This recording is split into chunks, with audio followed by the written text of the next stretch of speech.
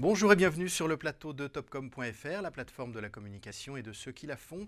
Une plateforme où nous parlons aujourd'hui mobilité avec un des leaders mondiaux des transports publics de voyageurs. Je veux parler de Keolis.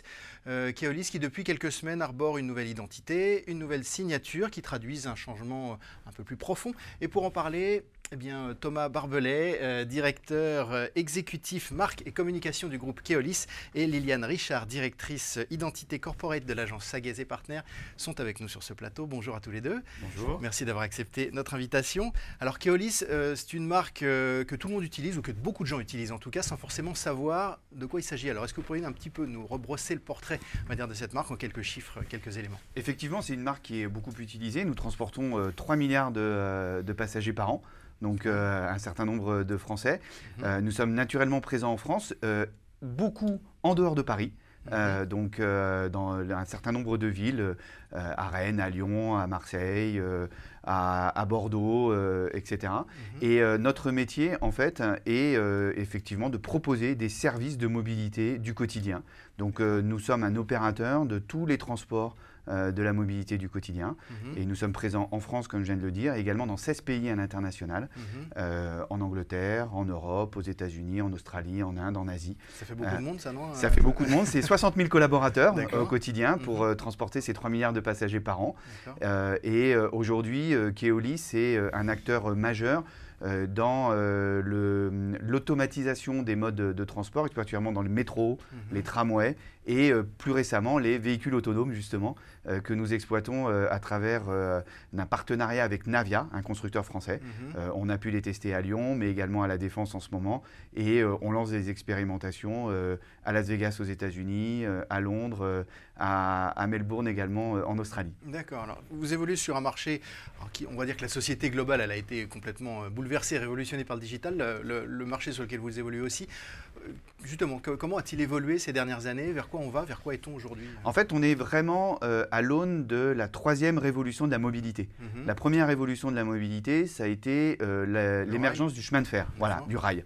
La France était, et les autres pays étaient sillonnés d'infrastructures ferroviaires, également dans les villes, dans les tramways. On oublie qu'avant la Seconde Guerre mondiale, il y avait à peu près entre 70 et 80 réseaux de tramways dans les villes en France qui ont disparu pour laisser la place à la deuxième révolution de la mobilité, qui était la voiture individuelle pendant les 30 Glorieuses et le développement de la voiture individuelle. Aujourd'hui, on est justement à l'aune de la troisième révolution de la mobilité. Cette troisième révolution de la mobilité, c'est à la fois le transport de masse que proposait le ferroviaire, qui va perdurer avec les métros automatiques, on le voit sur le Grand Paris Express à Paris ou sur d'autres grandes métropoles, mais également le développement de nouvelles formes de mobilité qu'on appelle partagées, qui seront connectées et qui seront pour la plupart autonomes et électriques. Et c'est cet avènement-là d'une mobilité où la voiture va rejouer un rôle, mais pas au sens qu'il avait historiquement. C'est pas une personne par voiture. C'est pas une personne par voiture, voilà. C'est un peu notre engagement aussi, c'est de lutter contre l'autosolisme et de développer cette combinaison, ce partage du véhicule pour pouvoir, aujourd'hui, ce qu'on appelle le covoiturage, demain, c'est ce qu'on appelle les robotaxis, et développer des nouvelles formes de mobilité qui permettront de pouvoir faire le lien entre les grandes infrastructures de mass transit et la mobilité du dernier kilomètre ou du premier kilomètre. D'accord, c'est-à-dire que vraiment aujourd'hui, enfin, ou demain même, on va retrouver Keolis finalement sur toute la chaîne. Alors aujourd'hui, nous sommes déjà sur toute la chaîne de la mobilité. Nous gérons à peu près tous les transports possibles du quotidien, que ce soit des navettes fluviales, des téléphériques urbains, des métros, des tramways, des bus, des cars. On est aussi un leader en France dans le domaine du parking et des vélos, puisque ça va jouer aussi, les parkings vont jouer un rôle important dans cette infrastructure pour pouvoir justement avoir des relais et pour pouvoir créer de l'intermodalité entre les différents réseaux. Donc aujourd'hui, on est présent partout et notre métier justement d'être en tant que pionnier des transports du quotidien, c'est de continuer à innover et à proposer des nouvelles offres en partenariat, en développant avec des startups, etc. Pour que demain, on ait une mobilité partagée qui soit la plus riche et la plus la plus facile possible pour la majorité des gens. Ce qui est étonnant en vous écoutant, c'est qu'on a cette impression que finalement vous évoluez sur un marché sur lequel il y a presque plus, vous êtes plus entouré de partenaires que de concurrents. Est-ce que c'est comme ça qu'il faut le voir ou pas? Alors aujourd'hui, le monde classique du transport public est un monde assez concentré, avec une quinzaine d'acteurs au niveau mondial, historiques, qui font du transport public. Mais le marché de la mobilité est un marché qui est très attractif aujourd'hui et on voit rentrer un certain nombre de nouveaux acteurs.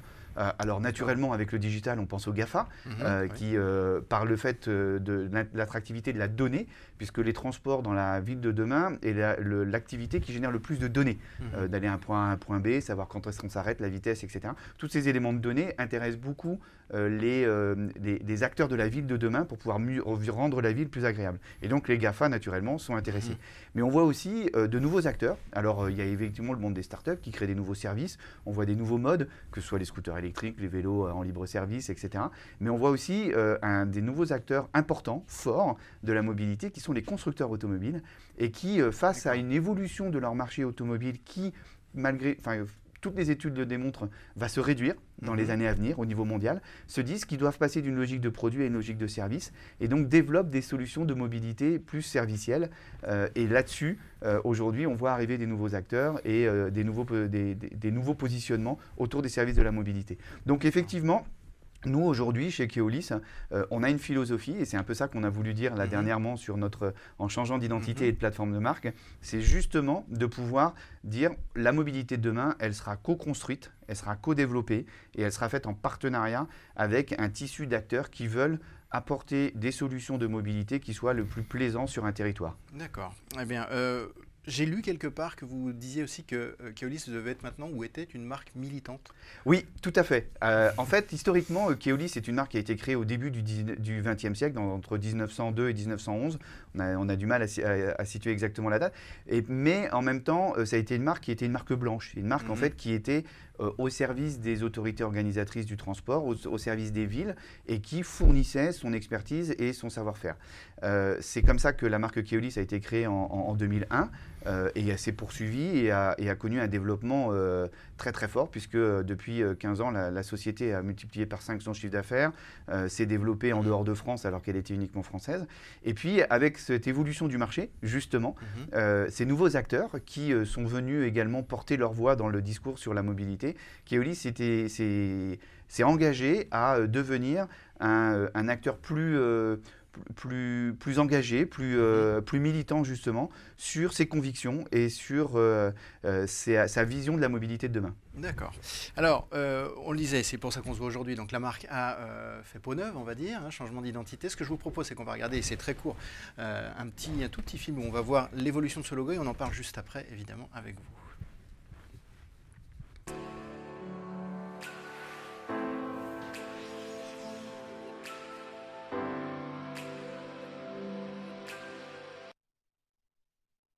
De Keolis à Keolis, toujours, pas de changement à ce niveau-là. En revanche, changement de forme.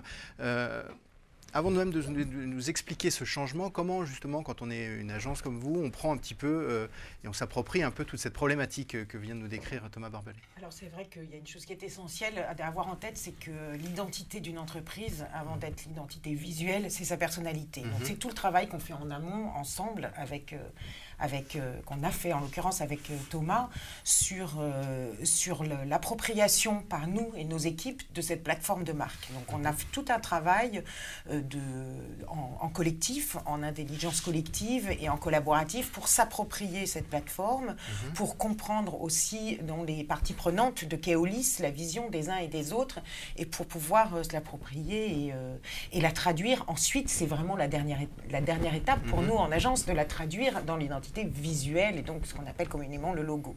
Mais avant ça, il y a toute cette appropriation de la plateforme et le positionnement. On part toujours du positionnement. Nous, notre travail en identité, c'est à la fois de révéler et de pérenniser le positionnement et l'engagement de l'entreprise. Quels sont les éléments forts justement sur lesquels vous êtes accroché ou appuyé pour pouvoir construire toute cette identité?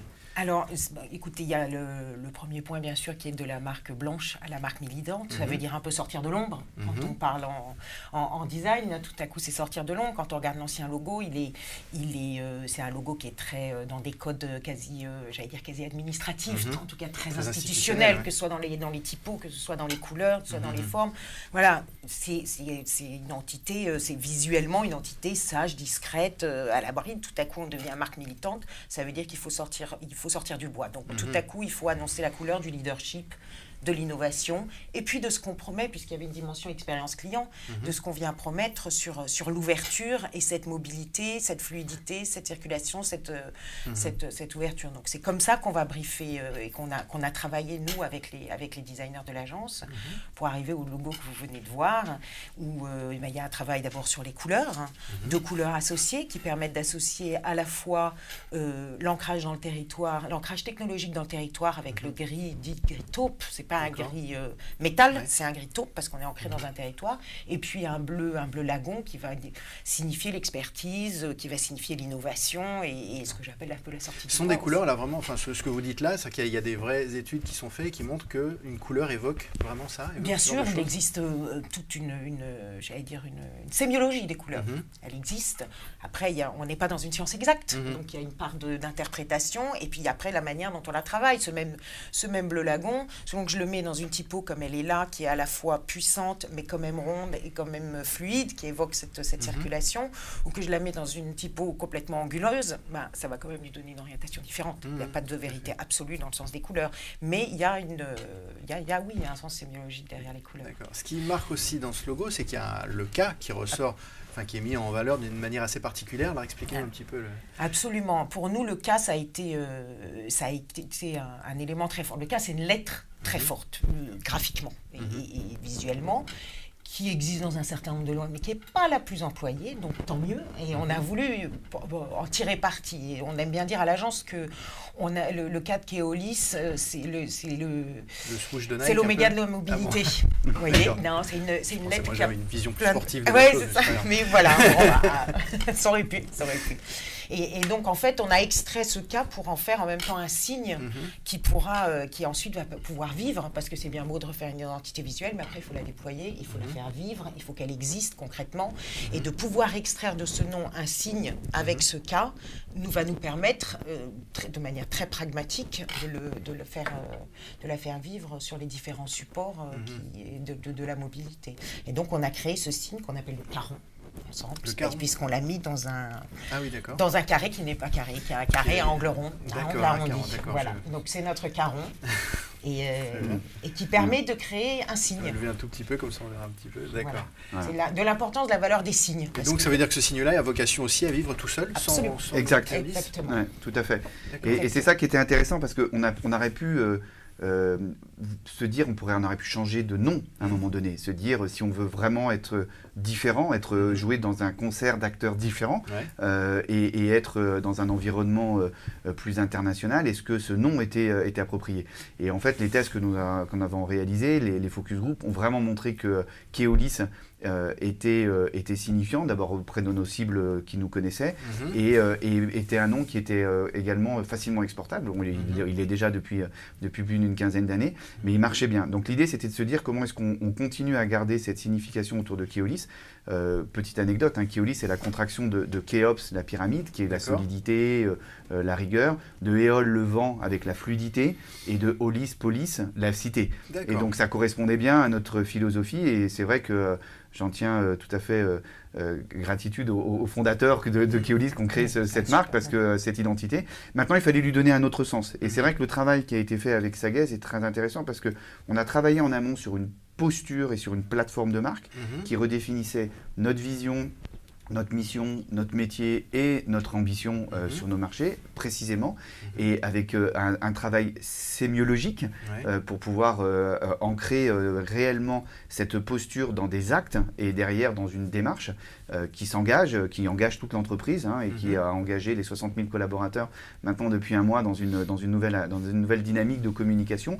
Et c'est vrai que l'identité visuelle proposée par Sagaies correspondait bien à ça, à la fois de la modernité et à la fois de l'ancrage territorial, à la fois de la rigueur, de la stature, de la solidité, et en même temps une certaine fluidité avec ces lettres qui sont racées à la fin et qui sont plus anguleuses. Et donc on a trouvé une expression visuelle au message qu'aujourd'hui on porte et qui vont nourrir l'ensemble de la communication de Keolis pendant les années à venir. D'accord. En complément de cette identité, il y a une signature aussi, une nouvelle signature qui est donc More Ways, More Life, en anglais donc, y compris en France. Y compris en France. Ouais. En tout cas, c'est la signature du groupe. Il n'est pas impossible que nous déployions une signature en française sur nos activités, nos filiales françaises. Mais lorsque le groupe s'exprimera, que ce soit en France ou dans ces pays, ce sera à travers cette nouvelle signature More Ways, More Life. Et cette signature More Ways, More Life, en fait, c'est l'ambition d'exprimer que plus de mobilité, plus de manières de se mouvoir autrement que par la voiture et l'autosolisme, c'est plus de liberté et c'est plus de vie. Et c'est aussi plus de vie sur un territoire, c'est aussi un acte citoyen qui nous amène à dire qu'on vivra mieux tous ensemble au sein d'un territoire si demain la mobilité est partagée, si elle est autonome, si elle est connectée et si elle est électrique. Et c'est ça notre ambition et c'est là où on veut devenir une marque militante dans cet engagement à développer des nouvelles formes de mobilité. Mais More Ways, More Life, c'est aussi un message à la fois à nos partenaires et à nos clients autorités publiques en disant nous souhaitons travailler différemment également avec vous en prolongeant notre posture partenariale que nous avons avec vous historiquement depuis toujours, mais en disant que l'intelligence collective, les acteurs locaux, les institutionnels, les autres acteurs de la ville peuvent également être source d'innovation dans le développement de nouvelles formes de mobilité. Et donc c'est cette co-construction que l'on souhaite avoir, donc de More Ways, qui nous permettra de développer des nouvelles offres et plus de vie sur nos territoires, le More Life. Donc c'est à la fois technique et en même temps dans le relationnel que l'on veut développer avec nos partenaires. Cette identité, elle a été lancée donc début octobre. Tout à fait. Elle a vocation à vivre sur tous les supports de l'entreprise, j'imagine. Est-ce que tout est déjà en place? Quel est le calendrier qui a été fixé? Parce que vous êtes justement partout et pas qu'en France. Et vous êtes sur plein de petits supports. J'imagine que c'est un gros boulot. Oui, alors c'est effectivement, on gère énormément de véhicules, on gère énormément de matériel. On est présent, comme je disais, sur 16 pays. On a près de 300 filiales. Donc ce que l'on a fait, c'est qu'on a d'abord travaillé essentiellement sur l'interne, sur l'appropriation de ces enjeux. Donc on a une grosse campagne de communication interne pour embarquer nos 60 000 collaborateurs. On leur a adressé un courrier, on leur a adressé ce genre de petits documents qui leur permettaient d'avoir à la fois les éléments visuels, mais également l'ensemble du discours, donc en plusieurs langues sur l'ensemble de nos pays. Et le déploiement, d'un point de vue purement marketing, commercial et communication, va s'effectuer sur les 2 ou 3 prochains mois. Donc on pense que début 2018, l'ensemble de notre communication et de notre démarche commerciale portera cette nouvelle identité. En revanche, d'un point de vue très opérationnel, il est clair qu'aujourd'hui nous gérons 23 500 véhicules dans le monde. Le déploiement il va falloir un petit peu de temps. Il va falloir un petit peu de temps, d'autant plus qu'un certain nombre d'entre eux ne portent pas notre identité, portent celle des villes sur lesquelles nous sommes. Et donc ça, on s'est laissé quelques années pour pouvoir faire ça au fil de l'eau, dans une logique aussi très économe de l'argent public qui subventionne et qui porte l'ensemble de ces investissements. D'accord, écoutez, je vous remercie. Je pense que le challenge énorme, il était d'embarquer l'interne, puisqu'en plus Keolis, comme l'a expliqué Thomas au début, est une entreprise qui est complètement dispersée sur le territoire et ancrée dans le territoire. Et il n'y avait aucune culture de marque. Donc pour ces gens-là, à l'interne, passer de la marque blanche, donc pas de marque dans leur esprit, à la marque militante, il va falloir qu'ils s'engagent avec nous. Et c'était ça quand même le gros pari de la première phase. Très bien. Écoutez, je vous remercie. On aurait pu parler encore longtemps de la marque. Malheureusement, on n'a plus le temps. Donc merci d'avoir répondu à nos questions en tout cas. Merci. Et moi je vous dis à bientôt sur topcom.fr.